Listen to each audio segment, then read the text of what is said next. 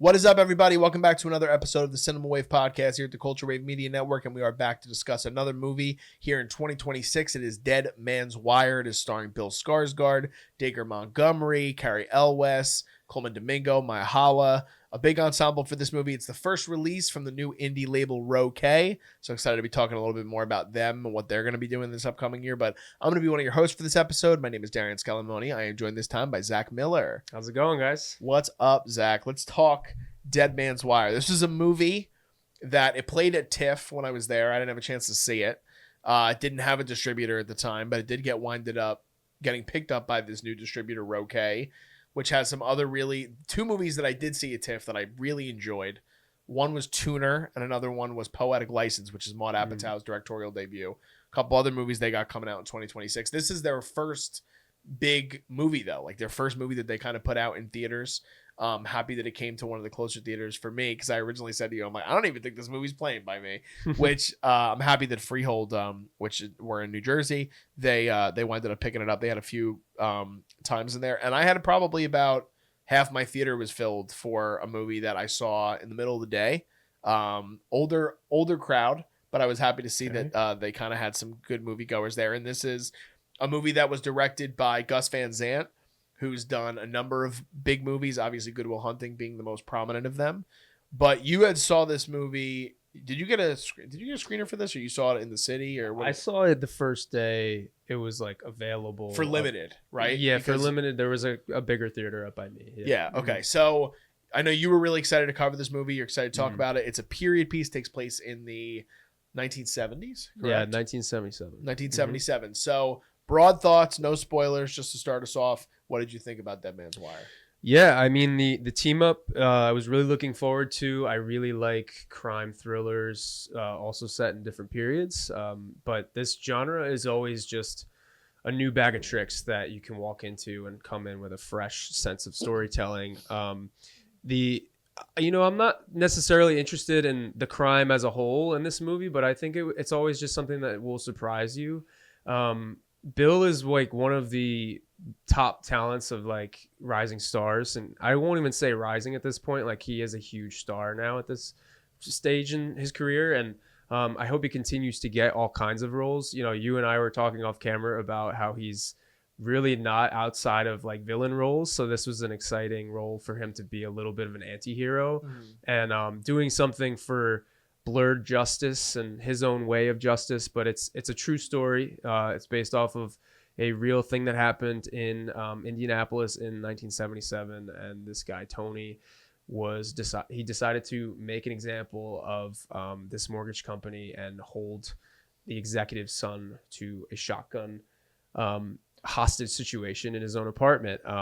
And you know, true stories like this too always appeal to me. But the team involved and Gus Van Sant involved, it was something very cool, very reminiscent of Dog Day Afternoon, which is another very similar type of film by Sidney Lumet, Al Pacino, and John Cazale. It's, you know, that's a movie that everybody should watch in the same genre or just ever. But it's something that is really good to go off of. But whether you watch that film first or this film first, it's a really cool genre. And without saying any other spoilers yet, I was really surprised by how funny this movie was going to be. You know, like what was so good about this was just the hilarity of how chaotic the situation was, and how Tony, who was played by Bill, was still so sympathetic to certain situations. He's like, oh, you know, sorry, you know, I'm sorry, I just got to hold the shotgun real quick, or oh, I dropped something. You know, he's hilariously just aloof. Like, he's just kind of goofy. But he has like a very outrageous and over the top rage inside of him that he's just trying to get back at these people for doing him wrong. Yeah, I mean, you see throughout the movie too, like with Bill Skarsgard's performance and Tony Kiritsis as a character, it's hard to kind of balance because he doesn't have a lot of humanity within his own life. Like, he doesn't. He has a big family. You see it in photos. But he only really has interactions with one of his brothers, which you wind up seeing later on in the movie as he becomes kind of a foil from the police to try to get Tony to get him under arrest. You have a great conversation. I really like the dynamic between Tony and the person he holds captive, as you talked about, who's the mortgage company's executive's son, which is played by Dacre Montgomery, which I don't think I've seen him in anything since Stranger Things. He plays Billy in Stranger Things, obviously Sadie Sink's brother, and I was happy to see him again. And I thought that the dynamic between the two of them, starting from that great like friendly banter to then the terrifiedness to the hilarity in the car to all the way to getting back to Bill's or Tony's apartment and having these interesting interactions between the two of them is what I really liked. I think that if they would have held the humor tone, I would have liked the movie a little bit more, because to me, my biggest gripe with this movie, though I did really enjoy it, is that tonally, I think the movie's a little all over the place. Okay. I think that there's times where, like, there's a specific sequence that happens in the movie where Dacre's character has, like, this nightmare sequence because he's, like, asleep. And that, compared to, like, what you're talking about, where there's this banter between these two characters, completely flips the movie on its head for, like, a minute. And it took me out of it because I'm like, where did this come from? Like, this is so random and weird. And I know that his character's kind of having this existential crisis of obviously having a dead man's wire with a sawed-off shotgun strapped to his neck. But at the same time, then you get to like how the movie concludes, which I won't get into right now. But then it goes back to that tone that we love about the movie, which is kind of more of like this affable kind of aloofness to who Tony is and the people around him. Like, he's even giving banter while there's a live feed of him holding this man hostage with the police officers that are going to eventually arrest him. So it's that kind of stuff where I'm like, I loved when they were going in that direction. And then when they get more serious, there are moments where it works for me, but there's other moments where it kind of feels a little, I don't know, a little out of left field. But maybe I'm the only one that feels that way. Did you like the way that they kind of handled the tone for the movie? I think that's completely valid. I did like the mix of humor and chaos. I like seeing cops and robber movies or like crime movies that where the criminal is just so ill-equipped for a situation, or like it just falls apart, and that's like so entertaining for me to watch. Sometimes I don't like seeing an expert do something. And it's also really interesting that this is based off of a real case. I did see in a couple interviews there were some liberties that Skarsgård took to improv some moments of banter.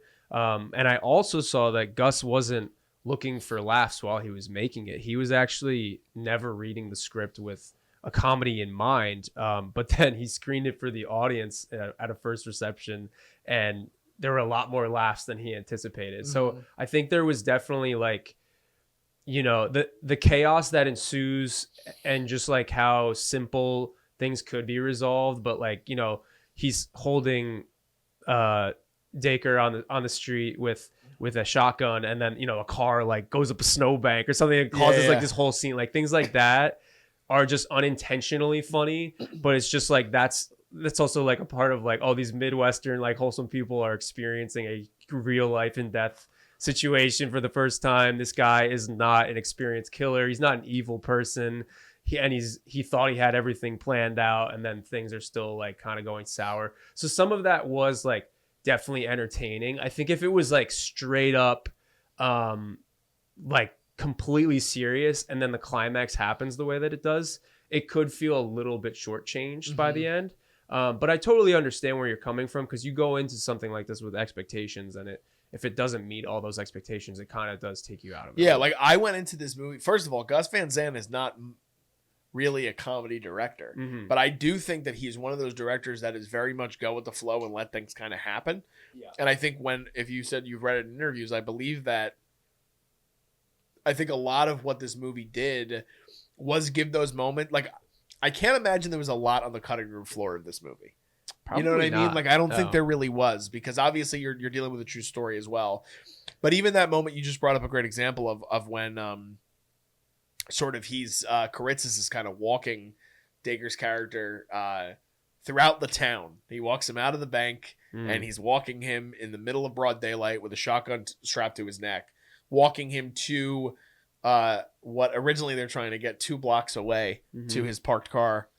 and he doesn't make it there ultimately because there is, like you said, this chaos that's happening around them, and it's like there's Myhala's character who acts as this other side of the movie, which is kind of like a B plot, but it's not really essential to the story, where it's kind of giving you the documentation of the case and the documentation of the scenario that we're thrown into. She plays a kind of up and coming reporter for the local news station, and her colleague are kind of like, oh my god, like this is unbelievable. Like they're playing it for drama. And then you get Cary Elwes' character, who plays kind of this local cop that knows Tony and he's friendly with him. And he literally says, like, it's a big thing in the movie where he keeps calling everything a shit show in a funny way. And that happens within like a 5-minute span of the movie. And it's like that you're playing kind of tonal ping pong, because you're trying to figure out, okay, am I supposed to be laughing at the situation because it's so silly that the police are just letting this happen? And there's a line of that in the movie. Or is this a really serious situation? Because again, like at any point, he could slip and this dude's head could be blown off his shoulders. So it's a very tense and serious situation. But I'm actually happy that Bill, and it seems like a lot of the actors kind of had that room to play, because I do think that, in my personal opinion, I think that it adds more to the movie. I think that it's coming off of a movie we were talking about before we started rolling. It is different in terms of tone, but like it reminds me a little bit of Caught Stealing, which came out last year, where obviously you're dealing with the police in that scenario, and there is a cop in Caught Stealing who serves a different foil entirely. But that movie, as soon as it starts, you kind of know what you're getting yourself into. Where this one, like we were just saying, it kind of has these peaks and valleys where you're trying to figure out how serious is this situation. And there's a part that comes later on in the movie, which I don't want to get to yet because it's more towards the back end of the back half of the movie. That is like a really messed up part of the film with Dacre's character and someone I forgot to bring up at the top, and you mentioned was Dog Day Afternoon. Al Pacino is in this movie. Yeah. And he plays the main executive. And there's a kind of a dramatic scene that happens later on in the movie between the two of them that is the exact opposite of the comedic element that we're talking about. Like it kind of is it's a crazy situation where you laugh out of uncomfortability, but it's not a situation where you're like, oh my God, like this is so chaotic. You're just like, wow, this is super fucked up. I feel bad for him. Yeah, exactly. So, but going back, let's talk about Bill, because you brought it up a little bit. He's best known for Pennywise in the It films. He's been a villain in the John Wick universe. He played the most popular villain of 2024 in Nosferatu, the titular character in Robert Eggers' film. And like you said, this is something different from him. So what did you think about kind of giving him not only that platform, but really giving him like a lead role of something that is more of a character focused story? Yeah. I mean, he is such a talented performer. He's like one of my favorite guys acting right now, with how he can dive into very different roles. I think it's definitely very evident in all of his like makeup work and stuff that he's done as like monsters and that kind of thing. But you know, he's very good at understanding the mental headspace of these characters. He said that it was very challenging for him to figure out like an arc per se with this character when he was reading the script, just because it is a challenging thing over a couple of days. You don't necessarily see his beginnings, or like, you know, what could have brought him to this point to feel like he's being picked on and kicked around his whole life, to be like in a pressure cooker, as what he referred it to.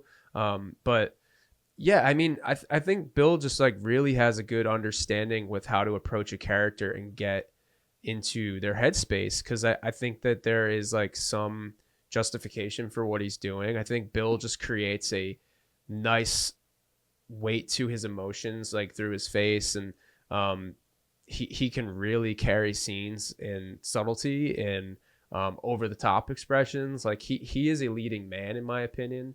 A lot of people might not think that yet, but I think that he is like perfectly suited for this role. And his energy is what keeps you like on the edge of your seat this whole movie. Yeah, definitely. I think that like I said, he kind of walks this really hard line throughout the movie, because from the moment you see him there's a scene when before the crime even begins to start taking place, where he's walking around in the bank. He's got a sling on, and he's got this big package with him, and he's looking specifically as soon as he enters the mortgage bank for the woman who sits at the front desk. And then there's a line when he finally sees that she's moving up in the company and she's working as an assistant for Dacre's character. Mm-hmm. He's like, "It's nice to see you. You're always nice to me." Mm-hmm. And it's like you're automatically then feeling sympathy for this character, because you're like, wow, this guy is so distraught by the fact that this woman that he could have maybe a couple minutes of interaction with how often he goes to the bank is somebody that kind of forms his way of living and his way of kind of deciding what is right and what is wrong. Mm-hmm. And you see that exacerbated with this relationship that he has with Colman Domingo's character, mm-hmm. which is the local radio DJ. So this is not a guy that is like a top national broadcaster. He's a guy that has a voice as smooth as silk, which is, again, great casting as Colman Domingo. Oh, yeah. But he plays jazz on this local station in Indianapolis, and Bill Skarsgard can't stop listening to it. And eventually he becomes kind of the only one that will listen to what Tony is kind of pleading to the world when he decides to take Dacre's character hostage, of being like, I had this property set up. I bought this property for this money. They offered me a loan. They fucked me over. And then they decided to take everything away from me. And now I have nothing. And he says his businesses are his babies, which I wish we got a little bit more into that, understanding what that attraction was for him. Mm-hmm. You know, like we don't really get a full sense of why did Tony want to set up these industries? You know, like what made him want to get into this side of the world, because he lives as a guy that is not above his means in any way. He has a pretty danky apartment downtown where you can see kind of like there's nothing extravagant about where he lives, you know? Yeah. And so I do think it's interesting seeing the way that Bill plays it, and it's one of the better parts of the movie for me. And I'm excited to see kind of where he pivots after this, because first of all, the Skarsgards are just dominating Hollywood right now. So good. Yeah. Like, I mean, they're unbelievable. They're killing it. You got Stellan Skarsgård, who at the time of this recording has not been nominated for an Academy Award yet, but he might be for sentimental value.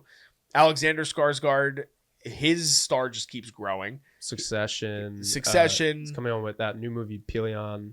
Pelion, which did great overseas and is kind of this different kind of art house kind of way for him. He starred in Big Little Lies. He starred in The Northman. And now Bill is probably the most recognizable by being unrecognizable for playing Nosferatu and Pennywise. And so getting to see him do something like this, I think, was the most intriguing part for me.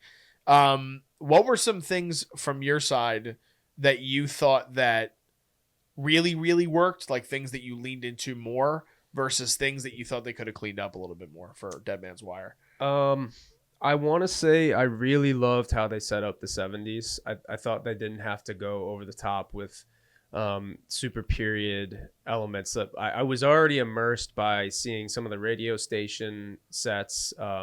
Really loved all the cars, really loved all the costuming.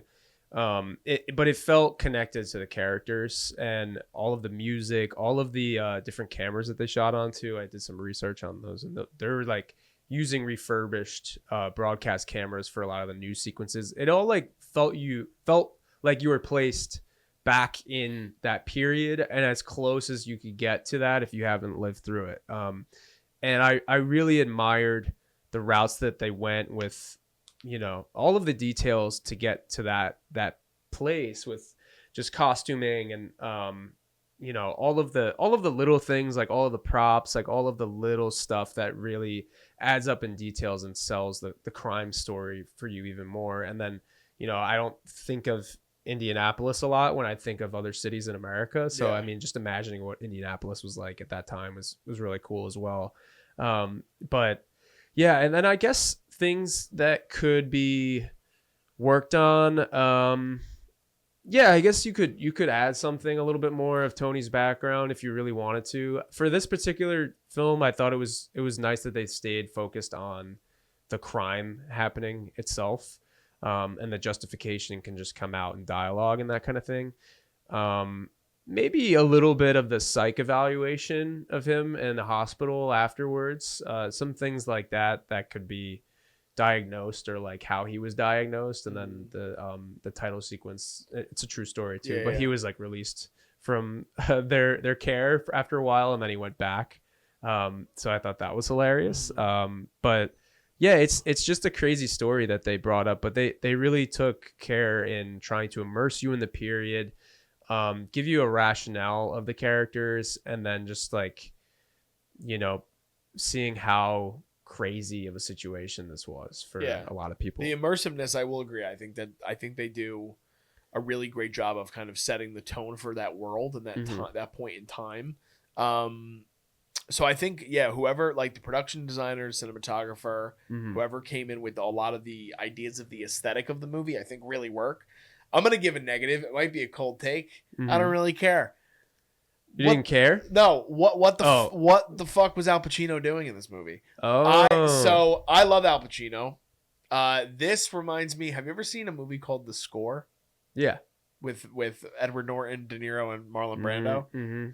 Pacino invoked Marlon Brando in The Score. That's a good comparison. And it's like I think Pacino is still talented. I want to like he did a series on Prime Video a couple years ago called Hunters. Yeah. Which he's great in, and that wasn't that he's not that far removed from that. But his character so to give background, his character is the one who runs the mortgage bank. He's on vacation in Florida. He's wearing these like velvet blazers he's just like open buttoned all the time, and he's got a very southern scent of a woman accent. And I'm like, where did this come from? Because Dacre, I think what Dacre does with his voice work is more subtle and probably fits a little bit more of the Indiana vibe, as is Cary Elwes, who I think is honestly, next to Bill Skarsgard, the best in this movie. He's really good. He's so good, and I didn't even know it was him until after I saw the movie. Unrecognizable. But Pacino is talking about how he wants his burrito cut a certain way, and from the moment he's set up in this movie, I'm like, what is he doing? Having said that, a scene that I alluded to earlier, he does have the most heartbreaking scene in the entire movie. But I'm not going to give Pacino credit for that because I think it's really the script, to be honest with you. But this is just my opinion. Obviously, that's how I feel. Were you kind of more locked into what he was doing in terms of his character in this movie? I can definitely understand the theatrical element that he was bringing to it with his accent and that kind of thing. I did appreciate, though, like with the story, at least, is, Skarsgård was looking for him to hold hostage. Yeah.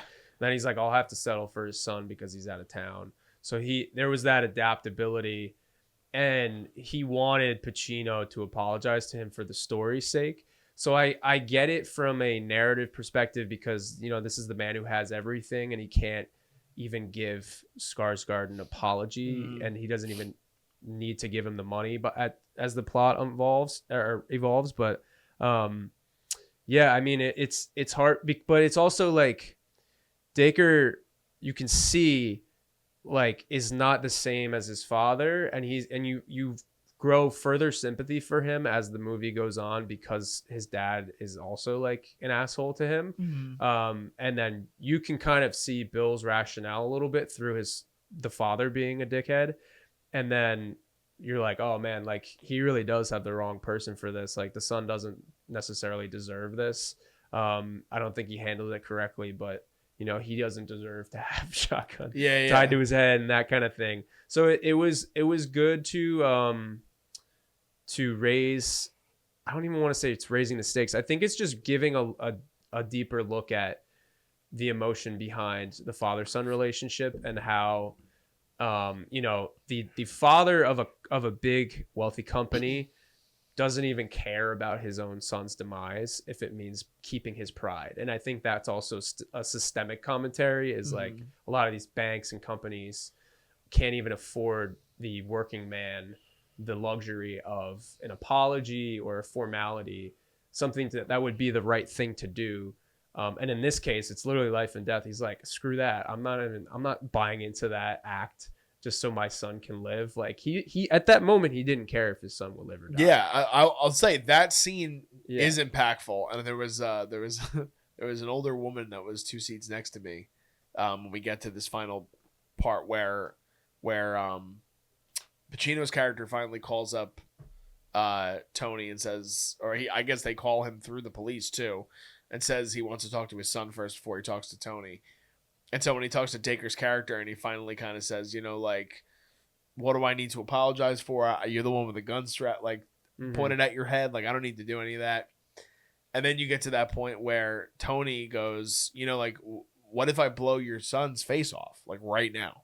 Like, I have the ability to do that right at this moment. And he goes, well, then I will mourn the loss of my son. Yeah. And when you hear that, literally the woman 2 seats next to me goes, that motherfucker.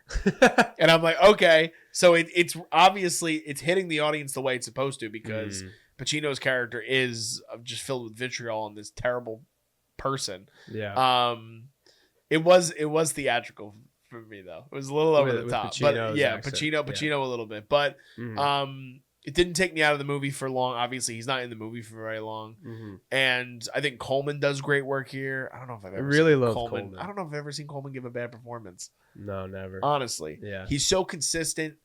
He's such a key cog to this by kind of giving Tony a voice that gets blasted out to the world and makes them kind of I mean, what Tony does in this movie is he basically gets ABC, CBS, and NBC to broadcast this apology because he doesn't want to be embarrassed. And when they bring in that FBI guy to kind of be like, like, this is how we have to kind of get to the psychology of Tony. Like, this is a guy that feels embarrassed and he feels dehumanized, and we need to make him feel like he's in control, even though he's not in control. And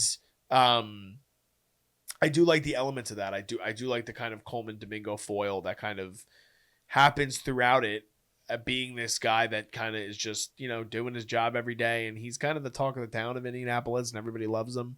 And so much so that this guy's life is kind of on his hands if he doesn't kind of step in and assume this situation. Which again plays a lot into the 70s dynamic of what this movie does too, Yeah, absolutely. No, I think Colman, like, him being the voice of empathy a little bit too, like, for the people and broadcasting, and then trying to break Tony's psychosis of just, like, he's built on rage and like he's the only person that will listen to him, is really cool. And I think he also, like, Tony wants to be infamous a little bit. Like, he wants a little bit more attention from people because he feels like he's been walked on. But when he feels like he has a celebrity in his corner, he starts to spill the beans. So I thought that was a really good relationship. And then, even the police are like, can you talk to him for us? Because he's not talking to us, like that kind of thing. So I thought that was a nice integration. And then there's obviously the weight on Fred. That's like, if I say the wrong thing, this is going to go south. And then he also shows up at the end conference. And he's like, yeah, Tony, it's good to meet you, man. Like, he's just trying to keep the nerves cool. And then Tony is like finding this like page of connection with him at the end. Yeah. Really that feeling of that conference is like the best of the movie. I feel like that, like that's that movie. It's Dead Man's Wire kind of in this ball where you're seeing the spasticness of Skarsgard's character and just kind of being like, I'm running the show, but also like sweaty palmed and nervous and angry and frustrated, but being so thrown off by the fact that he believes that all these people love him and he feels that he's deserving of having his voice heard. And the Colman is one thing. Then you have the element, like I said, of the one police officer that is kind of his friend. Where he's like, me and this guy go way back. Yeah. He's like, this is the guy that he's like, I can't believe you're here. This is great. Yeah. And it's like, no dude, way, it's him. And he's like, oh. it's like, dude, like at the same time, you are now being broadcast to tens of thousands of people on live television with a shotgun attached to this guy's neck that if not handled the right way, Right. could absolutely, you're not even in control at that point. The gun could just go off and it could blow this dude's head off his shoulders. So I think for Roque, this is a really good, strong start to do kind of something different in these smaller boutique labels, something along the lines of even A24 now is much bigger than what Roque is trying to do, but they're trying to start out, have these smaller kind of character studies. They have a remake coming out later this year too with Cliffhanger, so they're gonna do some different kinds of things as well. But having a kind of a strong period piece. This is not a movie where they make a period piece and they kind of only strap it together for about $2 or $5 million. I don't know what the budget was for this. Maybe they $13 million. $13 million. Yeah. So it's not a big budget movie, but $13 million is I feel like probably a strong budget to kind of bring in these actors, and as you said, the production value for the movie I think is really strong. Yeah, and it's cool that they get a bigger director attached, and it's something that it seems like there was a lot of investors behind this, and then it went to TIFF and it got picked up. So they produced it independently, and then it was just distributed by Roque. But you hope that there's a lot more distributors that can build a reputation like A24. I think that's what we need more of to get these small budget features distributed. Whether that is streaming or whether that is limited release, it's important that these things get made because you can really feel the creative direction that this is taking. And all of the performances are great. Like, it is a movie that people should see, whether it's on streaming or in theaters, and go see it in theaters too if you can. Yeah, definitely. I think I'm excited for this kind of hopeful renaissance where we can see these kind of smaller distribution labels kind of do some special things. I mean, there's Roque is just one of them. Obviously, like they're at the lower, like a tier above them is like the Neons and the A24s, the Searchlights, the Republic Pictures. But Roque is this kind of new thing. I know even Warner Brothers, they just, I believe it's Warner Brothers. Yeah, it's Warner Brothers. Coming off of all the success they had in 2025, they formed a whole new separate team to do these $5 million and less budgeted movies. Oh, that's great. And I'm like, okay, that's great. And then you can market them bigger and better, and you can kind of see where the audience goes for that. There's another like Label 1-2 Special, I know, is another up and coming one. There's a number of kind of there's room in the space. There's a lot of movies that get shown at these festivals that don't get picked up, unfortunately. I mean, there's some films that we've covered on this channel over the years that we've seen at more local festivals, whether it's Indie Street or something like Montclair, and they don't get worldwide distribution, and it sucks because a lot of these movies deserve to be seen, and they tell these very interesting stories. And I agree. I think The Dead Man's Wire is a movie that majority of the audience will enjoy. Like, it has a little bit of something for everybody, I think. And definitely recommend going to see it in the theaters if you guys can find it in theaters. If not, definitely check it out when it comes to streaming. But did you have any other tidbits or notes that you said on your behind the scenes research you did? I was doing some research, man, and this was almost a very, very different movie. In about August of 2024, it says Nicolas Cage was originally going to play Tony Kiritsis with Werner Herzog directing. Whoa. That would have been completely different tonally. Very, yeah. So shooting was originally supposed to take place in August of 2024, but for production reasons, it was delayed in early 2025. Cage couldn't commit due to commitment with Amazon, and Herzog was not interested in directing without Cage. So I thought that was really, really interesting. I mean, that's a way different team up, and Werner's version of this film could be really artistic too. Colman was signed onto the project days before the filming was set, and he became interested in the project after the producer Cassian Ewells, who was Cary Elwes' brother, was a producer, and he's a previous collaborator with Domingo, mentioned the fact that he was working on a film with Gus Van Sant. Domingo was a fan of him and became interested after hearing the role of Fred Temple was still up in the air. After a few actors passed, he received a script that night and asked to join the project the next day, despite it being challenging with his busy schedule and with initial declines by Domingo's representatives. He ended up shooting all of his scenes in 2 days. Whoa. Yeah. And dude, Coleman's the fucking man. Colman is the man. And I also saw credit to Gus too, because he actually changed the role of Fred Temple from white to black, and then he based this disc jockey off of other people that he had listened to in New York, and he gave Colman inspiration of like tapes and stuff. That's to awesome. Like kind of prep for the role.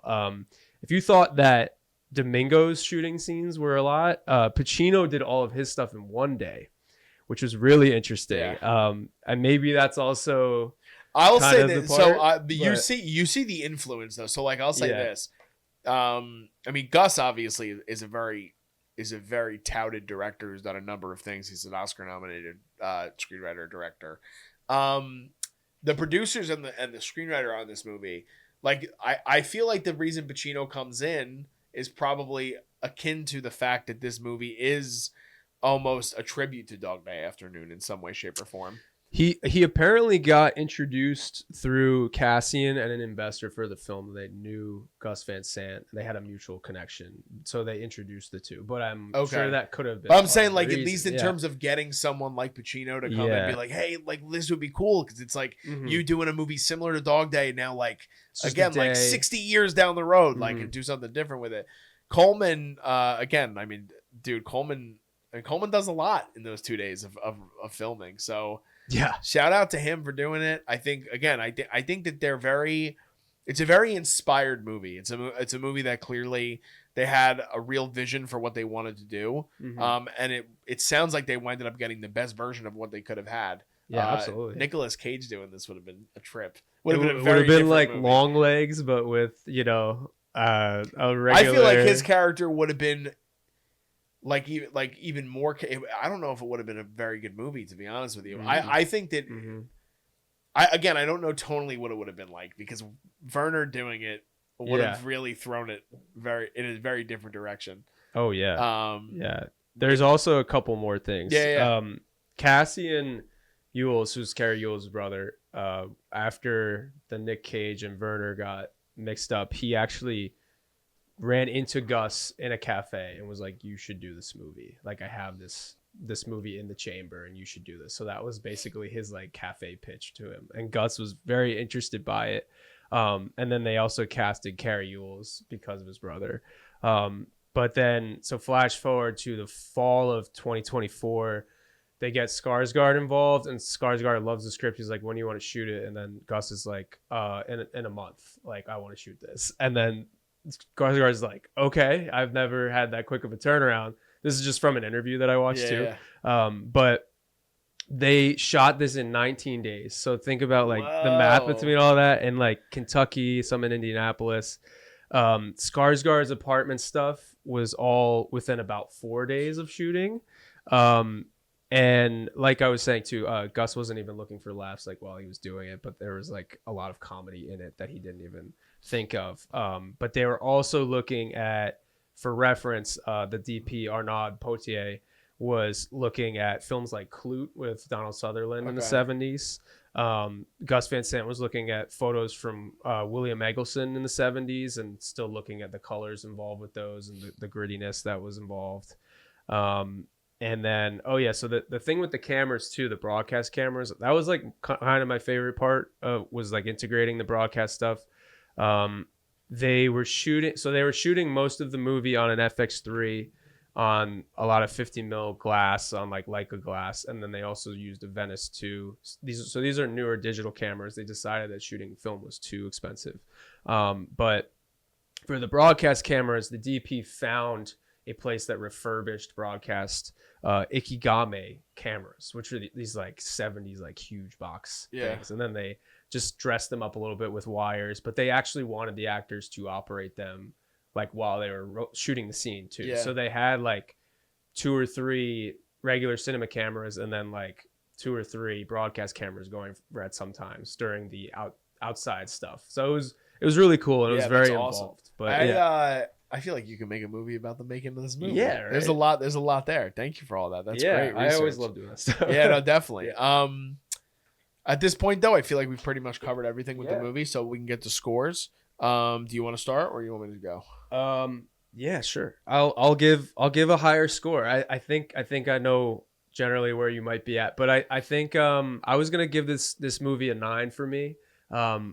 It's probably not a 9 to a lot of people, but I was really impressed with immersing you in the period. I loved the the style of the mixing of comedy and action and drama, and I really was just, engrossed in this world for an hour 45, and I was like really caught up in the story. How is this going to end? I didn't know the story, and I would also recommend don't research the story before you go see it, otherwise you might have a little bit of an anticlimactic end. But yeah, I mean, it's really a great piece, great performances. It's another great Blu-ray I'll be adding to my Gus Van Sant catalog, I guess, at some point. But yeah, I really loved how it was shot. So far, I mean, it's January, but it's like my favorite movie of the year so far. Nice. Well, yeah, I mean, we're already off to a hot start this month. I feel like every movie that I've seen thus far, this is the fourth now that I've seen, and they're all positives for me. All positive scores, everything above a 5. I'm excited to see how this kind of does for Roque, because I hope they can get the marketing out there. I hope that they can get this in more theaters, because I do think there's a lot of appeal for a period crime drama of this nature. It's a story that I'm sure people have heard of. I remember coming out of the movie being like, I've heard the name Kiritsis before. So it's a story that I had heard at least in passing, but I didn't remember going into the movie. I think it's a really solid film. I think there's a few things that I would have been happier with if they explored a little bit differently or tonally. I think that as great as Gus Van Sant is, sometimes that sort of loose direction can lead to a few moments that now hearing that, I'm like, oh, that makes sense why I felt a little bit out of it in certain moments of the movie, because he's kind of letting things go. But again, a movie that was made in 19 days and they had a month to kind of prep for it. And that's an achievement in and of itself. And I'm looking forward to seeing it again. It's a movie that I'll definitely revisit. I'm going to go ahead and give Dead Man's Wire a 7. Nice. So I'm going to give Dead Man's Wire a 7 out of 10. But let us know if you guys had a chance to check this movie out already. What would you guys score this? What are your thoughts on the movie? Leave your comments in the comment section. We'd love to have a conversation with you guys. If you know any other fun facts about the movie, like Zach presented, there's a lot of interesting stuff with the making of this film. So maybe you worked on the movie yourself and you're watching us and you want to talk about it. Definitely let's have a conversation in the comments. Give this video a like if you guys can. Subscribe to us here at the Culture Bay Media Network. We have tons of other stuff on the channel for you guys right now. Our review for 28 Years Later, The Bone Temple, is already up at this point. Our review may be up at this point for The Rip, the newest Netflix movie with Matt Damon and Ben Affleck. There's also a couple other things on the channel for best ofs and most anticipated for film and TV for 2025 and 2026. We're off to a hot start to kick off the new year in 2026. So there's a lot of stuff for you guys to check out. But just signing off, I'm Darian Scalmoni. I'm Zach Miller. And we'll see you guys next time. This is The Culture.